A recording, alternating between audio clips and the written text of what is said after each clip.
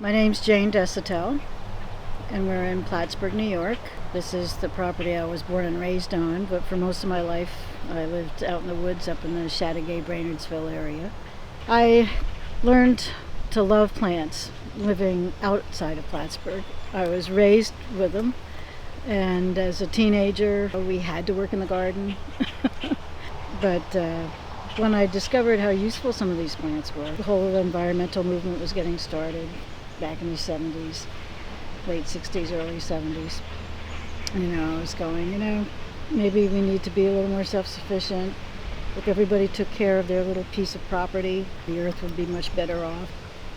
That's what I did. We had some property, raised our own meat. I was determined to know my neighbors, which were the plants. So I got some good field guides.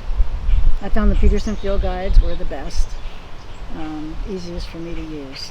Yes, they don't have full color photographs, but I think it's easier to learn how to identify them because you have these little arrows. So I studied hard. There was nobody else around here. I didn't know of anybody else up here that knew anything about herbs and how to use and wild foods. Then in the late 80s, there was the International Herb Growers and Marketing Association, and they had conferences. So for like 4 or 5 days, you're actually getting to see the plant and smell it and taste it. Yeah, it's really a great way to learn. And so that's what I'm trying to do here, is have a hands-on place where people can actually see the plants and get to feel the plants too. Some are kind of fuzzy, some are smooth, some are sticky. It's just some have square stems, some have round stems. And tasting too. You can just pull out petals and eat them and taste them. It's fun with all the bee balms blooming to go around and taste the different colors. How does the red taste compared to the pink, compared to the lavender? So, those are fun things to do here. This is Sweet Annie.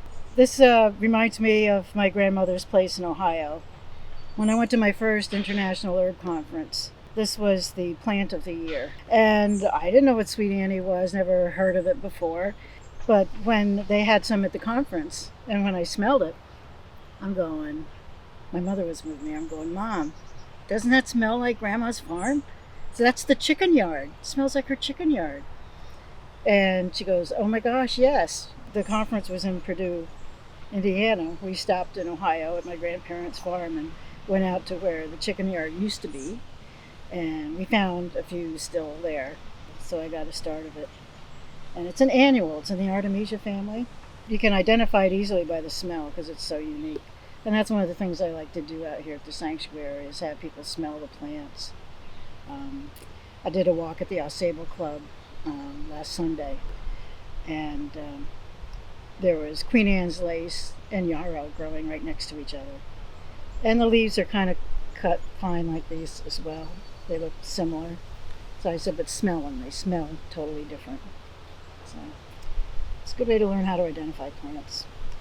And your sense of smell is very close to your memories in your brain. That's why as soon as I smelled it, I went right back to that memory of playing in that chicken yard, chasing chickens around.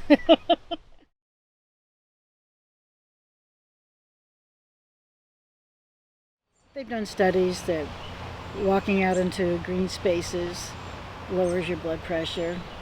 Walking into a parking lot raises your blood pressure. There's all sorts of studies on that now. And it just feels good out here. The smells. Yesterday we were out here working and it was hot and humid, but oh my gosh, you didn't have to rub a leaf to smell it. It was just there in the air. And every time you turn a corner in one of these pathways, it was a different scent, It's just nice.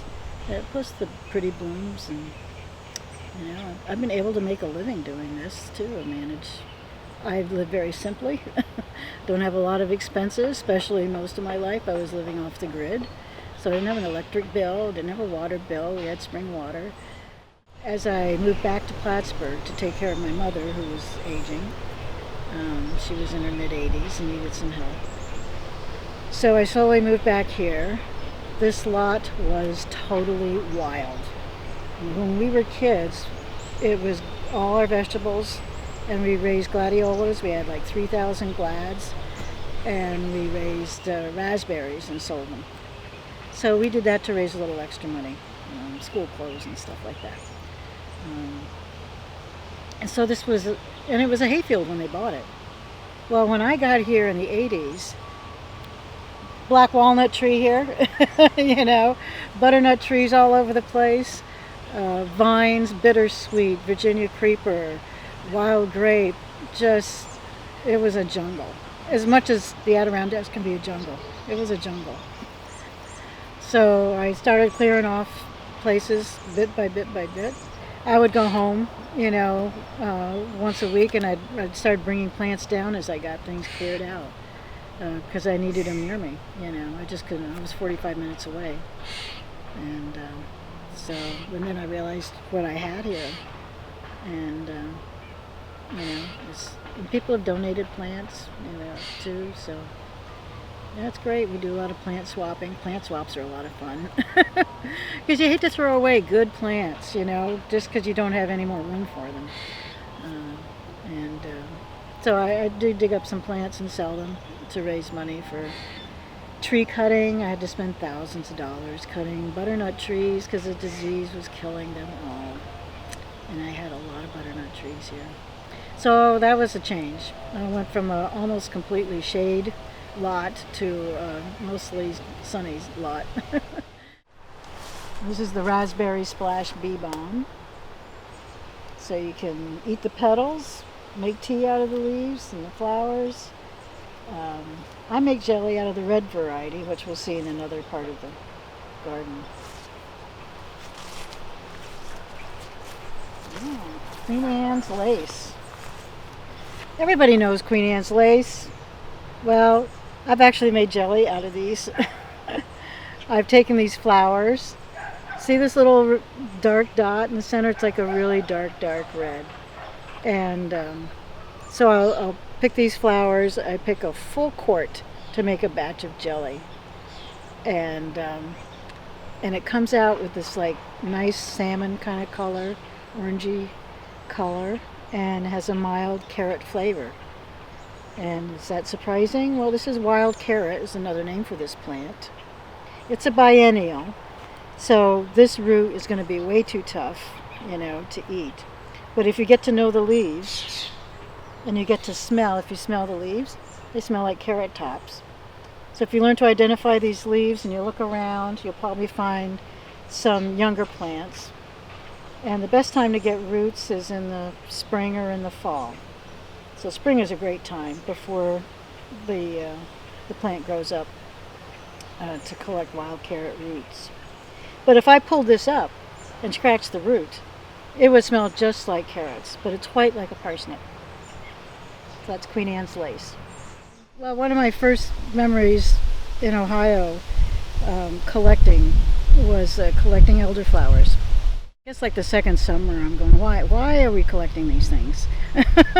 So she said, my aunt, so my great aunt, was a doctor, and she was the first female physician in Ohio, as far as we know, and she used elderflowers for fevers, and so they only come out for about a week, so you have to collect enough in that week to hold you through a year, especially winters when most people are getting colds and flus and have problems with fevers.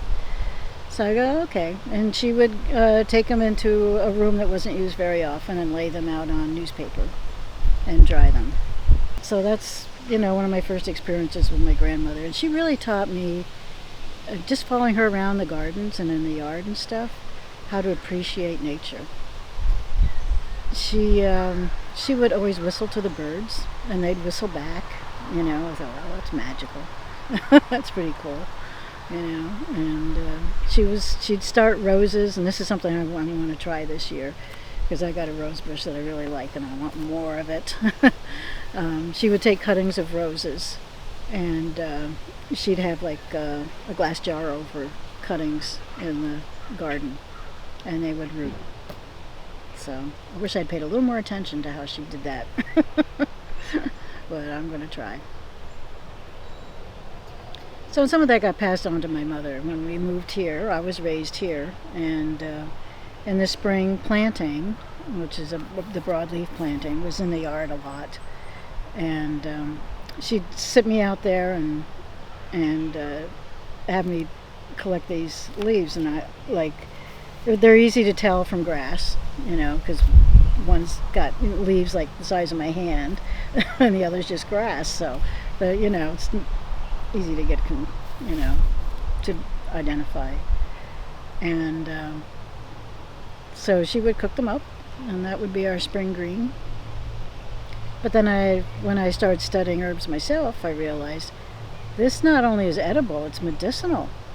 They used it to stop bleeding. Internally, you can drink the tea and it stops internal bleeding. It dries up your sinuses. It's good for bedwetting and incontinence, diarrhea. It's good for skin, and it's a nice salve. This is a very useful plant, and this is just a weed that's in the yard. So you appreciate your weeds. These are red currants, and my grandmother told me that they used to make juice out of these and take it out to the field hands. And sure enough, when I turned 12, she gave me her first cookbook that she got when she was 12. And it was from 1900. And there was recipes in there for shrubs, like berry shrubs, right? They used currants mostly and gooseberries. And they would make a very tart juice with water and take it out to the field hands. And it was like the Gatorade back then. It just had electrolytes or whatever, it is for stamina. I mean, this was in the days before tractors. You had to go out there and hoe those fields, endless fields by hand, with just a hoe. So that was hard work on a day like today where it's hot and sunny. So it's very refreshing. So there's red, and then I have white over here.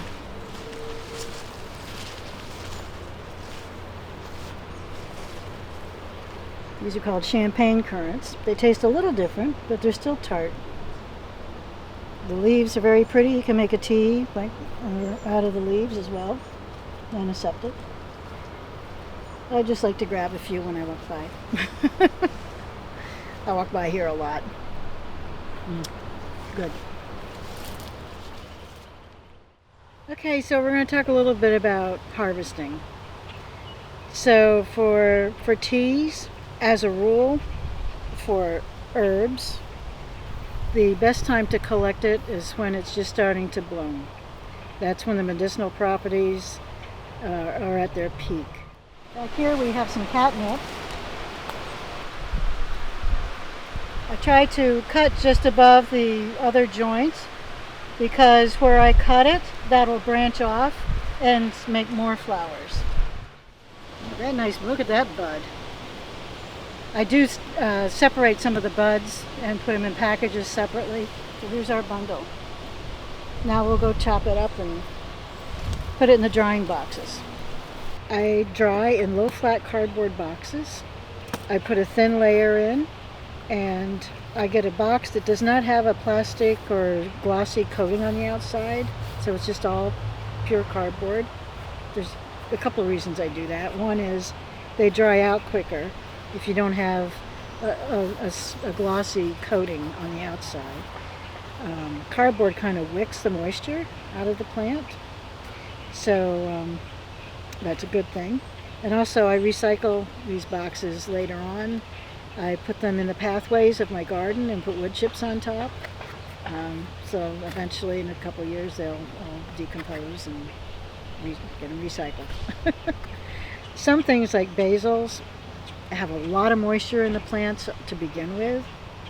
Other plants have less moisture, so if you've got a plant like basil with a lot of moisture, you want to do it very thinly. very thin, like not even touching each other. Other things that don't have as much moisture, you can, maybe fill the box halfway up. And I just stack them like this to keeps the light out. I put them in a dark room anyway, to dry, because light is your enemy. Light will sap out the color of the herb. With that goes some vitamins. It takes, a week and a half, depends on the herb. I check them every couple of days. I'll go in and pull the center out to the edges, because on the edges you've also got some cardboard on the side to help wick out the moisture. And when they get really dry and crumbly to the hands, just like this, then you're done. The medicinal properties of catnip, it's a sedative for humans. I know it's not that way for the cats until they exhaust themselves and pass out. But for people, it's a great tea to drink before you go to bed. And also I used it, my first medicinal use for it was for my son when he was an infant. He had colic, 4 o'clock every afternoon. He'd have colic. And so I'd give him some catnip tea and he'd be a happy camper. Everybody asks me at the farmer's market when I'm selling teas, what's your favorite tea? And I go, I don't have a favorite. I really don't. It depends on, sometimes I'm taking it for medicinal uses. Sometimes it's just because I want a nice tasting cup of tea. Sometimes I want to, help myself get some sleep at night. Sometimes I need a little boost of energy. And it's sometimes I just ate a great big meal and I need a little dandelion root to help digest it. It's just, every plant brings up different vitamins and minerals. You're getting a lot of trace minerals from these wild foods. Not just teas, but wild foods as well. Stinging nettles, more nutritious than spinach. There's one right there. Lamb's quarter, a weed, pigweed. It was, my grandma used to call it pigweed. And then they had red root pigweed, which was in the amaranth family, is also edible. If you pull it up, it's got a red root. Lamb's quarter is absolutely delicious. If you like spinach at all, you would absolutely love lamb's quarter. You can saute them, or you can just put a little bit of water on them, like you would spinach. Anywhere you'd use spinach, you can use lamb's quarter. You can make casseroles with it, put it in quiche. Anywhere you put spinach, I can't think of a place that you can use spinach that you can't use lamb's quarter. Yeah, we've gotten a few people hooked on lamb's quarter now. You got to eat their weeds as they're pulling them up. And the seeds apparently are viable for 60 years. So for the rest of my life, I don't think I'll have to worry about hunting lamb's quarter. In the spring, it's a lot of greens, because everything's young and tender and spring greens. So like milkweed, for example, when it's young like this, I'll take the top pair of leaves and break it off, and you have to parboil it, which is like a double cook method. And then later in the season, when it starts making flower buds, they're like little broccoli heads, so I eat them like that. And then you can do the pods, but I don't usually eat the pods. I kind of now letting the monarchs have the milkweed. Burdock greens, the stems, I eat those when they're young and tender. So they're a biennial, so the first year plants, there's always some little ones coming up around. If you find a big one with burrs on it, look around, you'll find some smaller ones. That's berries, of course, whenever they're in season. It's like right now, it's black raspberries. Red raspberries are just starting. And I saw a couple of blackberries that are black this morning as I was coming in. Berries, well, one of my favorite ways is I freeze them on a tray. And then I'll put them in a plastic container. So I can just shake out what I want on cereal in the morning or on pancakes or, whatever. Instead of buying frozen berries in the store, I've got organic berries, that I've picked myself. I know exactly, the soil they've grown in. So yeah, I have a freezer now. Now I have electricity here in the city. And before I had to can everything, make jelly. I make jelly with them. And then with the jellies, I find not only, like, I don't eat a lot of peanut butter and jelly, but I do use jellies in other things. I'll make a sweet and sour sauce out of it. I'll just heat it up, add a little vinegar, some ginger, whatever, whatever you want. You can make herbal jellies. Lemon balm jelly, lemon verbena jelly, bee balm flower jelly, all sorts of mint jellies. I've got like 14 kinds of mints here. I've got chocolate mint, strawberry mint, lavender mint, the apple mint. They all taste different, so. And when you're making your jellies, you need some acid. So if you're doing an orange mint jelly, you can add orange juice. If you're making apple jelly, you can add apple juice. And so, yeah, it's fun.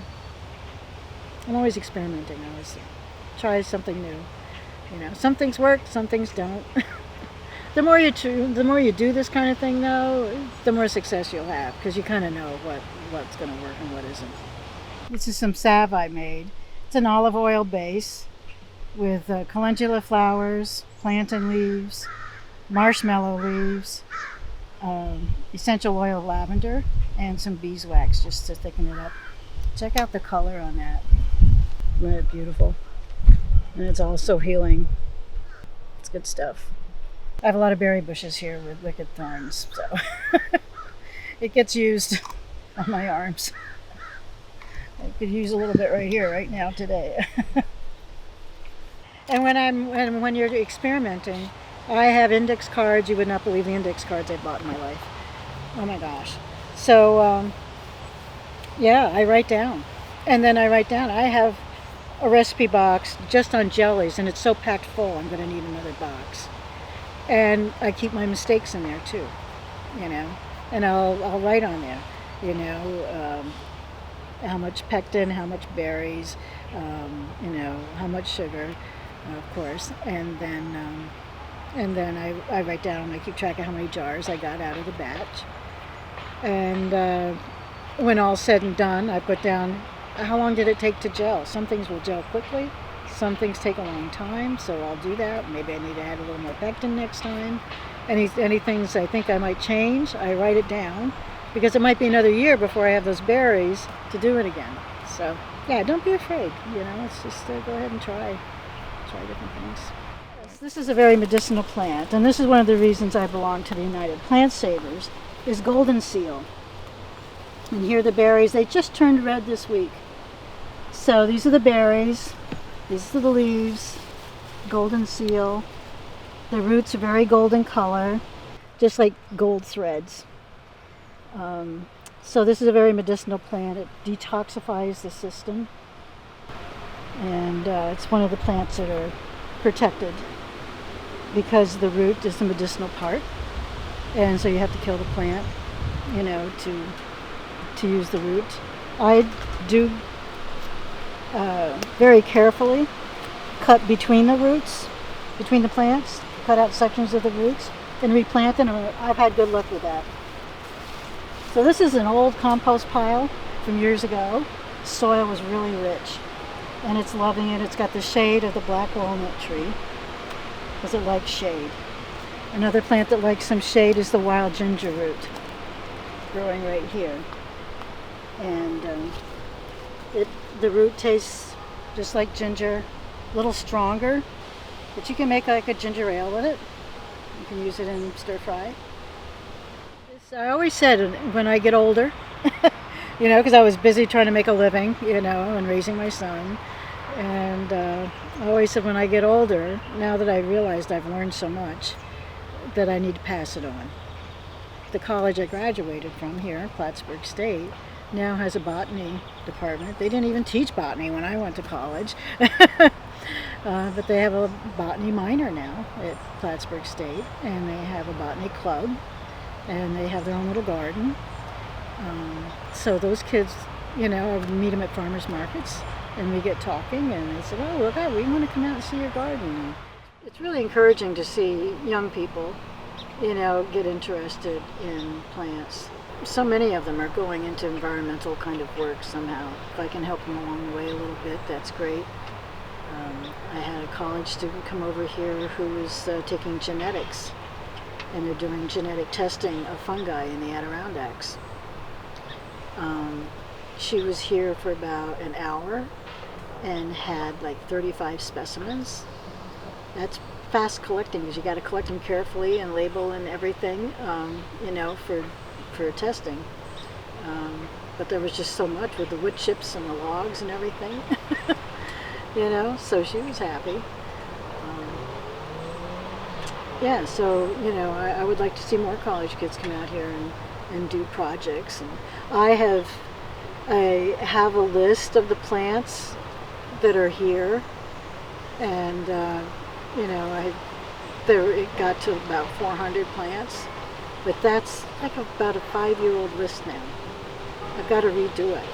I would like nothing better than for like a botany club to come out here, and they could each take a bed and try to identify everything in it. Now I'm within walking distance of 3 schools in the city, and I know field trips are really hard because of the expense of buses. These kids can walk over here, so that's why we're putting up a gazebo, have a portable restroom for them, and because there's other groups, art groups, that want to come and paint and stuff, but need shades or need you know, cover in case it rains quickly. So yeah, we're going to be all set. How heavy is that for you guys? It does sit on the ladders. Okay, so we need to go brackets here. 6 inches your way, forward. From you, just on the inside, right? That was bigger than 6 inches. I almost took my head off.